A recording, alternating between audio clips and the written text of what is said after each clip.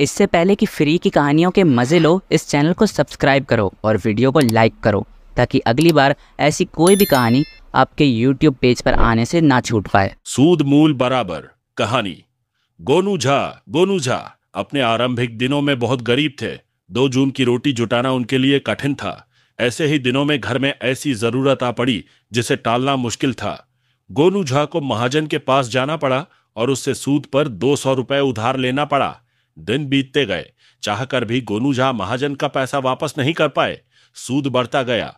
एक दिन गोनू झा के घर महाजन आ धमका और पैसे वापस करने की जिद करने लगा।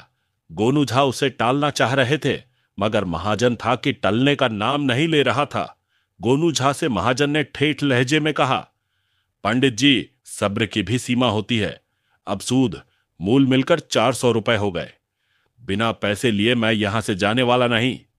गोनू झा परेशान हो गए। अंत में उन्होंने कहा, मुझे एक चिट्ठी लिख लेने दो, फिर सूद मूल की बात करना। गोनू झा ने एक कागज पर चिट्ठी लिखी। चिट्ठी को मोड़कर धोती के फेंट में लपेट लिया और फिर महाजन से बोले, सेठ जी, आप नहीं मान रहे हैं तो लीजिए, अब मैं अपनी यह लीला समाप्त कर रहा हूं। मैंने यह चिट्ठी महाराज के नाम लिखी है, जिसमें मैंने साफ साफ लिख दिया है कि मैंने महाजन से सूद पर 200 रुपए लिए थे।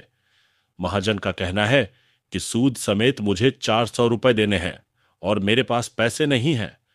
इसलिए मैं अपनी फजीहत कराने से अच्छा मर जाना समझकर फांसी लगा रहा हूं। गोनू झा ने एक धोती समेटी और उसका फंदा बनाकर बनेरी में बांधने लगे।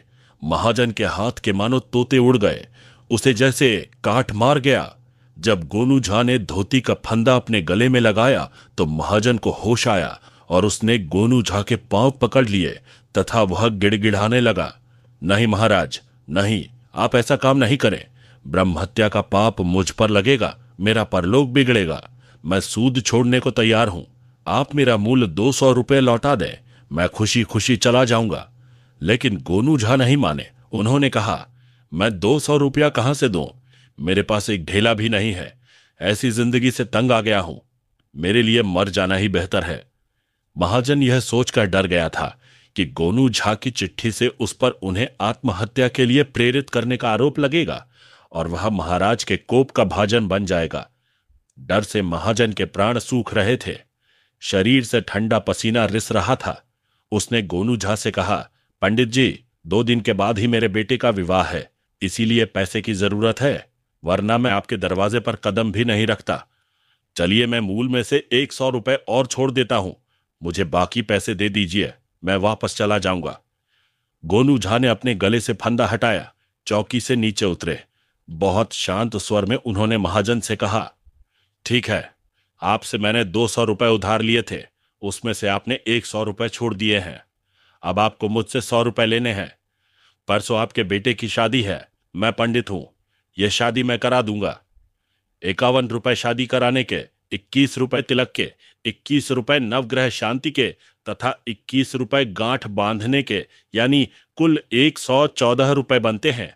अब आप यह मान लें कि आपने मुझे पंडिताई के लिए 100 रुपए पेशगी दी है। विवाह संपन्न हो जाने के बाद आप मुझे 14 रुपए दे दीजिएगा। अब जाइए, विवाह की तैयारी कीजिए। हमारा आपका हिसाब बराबर हो चुका है। बेचारा महाजन चुपचाप वहां से चला गया और गोनू झा के चेहरे पर मुस्कान खेलने लगी।